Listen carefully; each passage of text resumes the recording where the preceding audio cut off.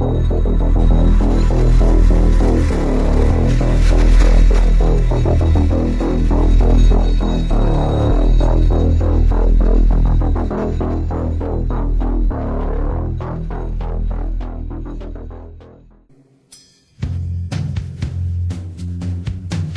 name is Nassime Saps. And they know the difference in the occult world. And they try to keep everybody at the Savior station. They figure they've lost them anyway, but they'd like to make their testimony so weak and so void that they're not a threat to them. And they use several things to do it.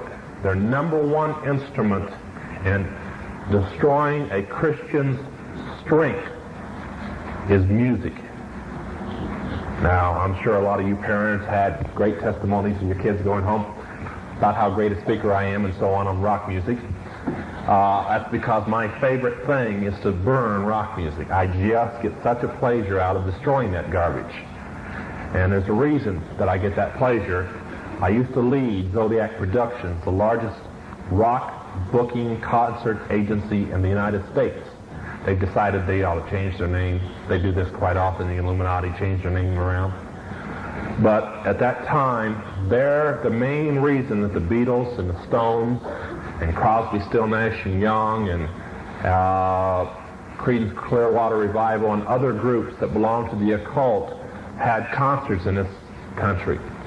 They have now had such influence, and since the Illuminati has bought most of their record companies anyway, you cannot produce records in this country as a new group getting started, like KISS, unless you are a member of some occult brotherhood and have an initiation scar on your wrist.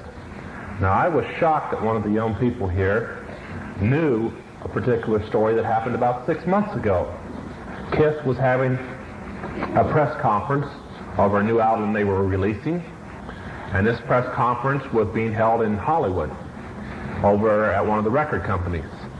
And somebody said, well, KISS, that's a strange name. What's it all about? And the guy stood up and says, well, I guess we ought to tell you all about ourselves. We didn't get together and form our own group. We were told to form this group by our ministers, by our church. And they said, oh, we didn't know you were Christians. Oh, I like the way the guy thinks. And he said, oh, we're not. We're Satanists. And they all pulled out their ministers' cards and showed they were priests of the Satanic Brotherhood of America. And they said, oh, and they kind of skipped over. They were trying to get away from it. They didn't realize they weren't going to get away from it. And one of the guys stood up and says, oh, well, you know, all the teeny boppers really, really like you. And they say, well, we're not too interested in the girls.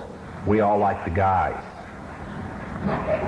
And they all said they were homosexuals except one. That destroyed some of the girls the other day. And then they went on to say, by the way, our name means Kings in Satanic Service.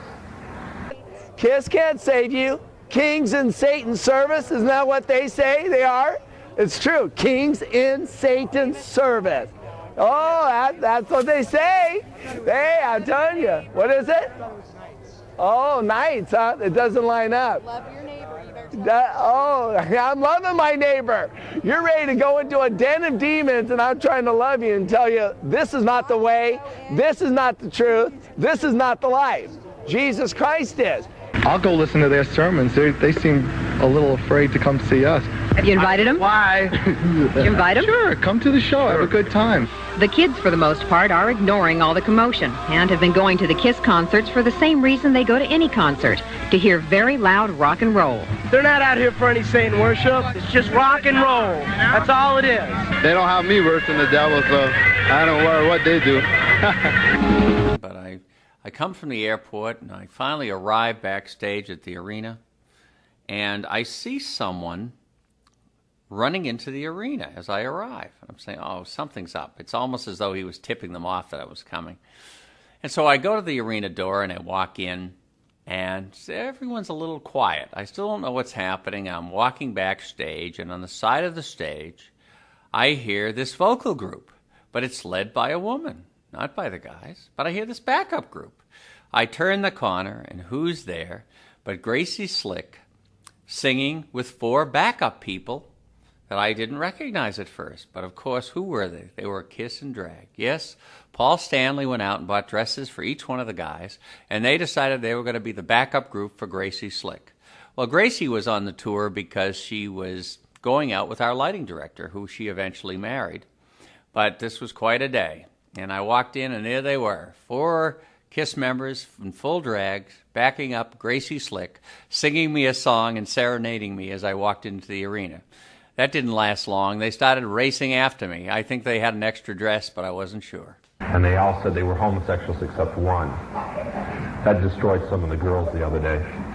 And then they went on to say, by the way, our name means Kings in Satanic Service.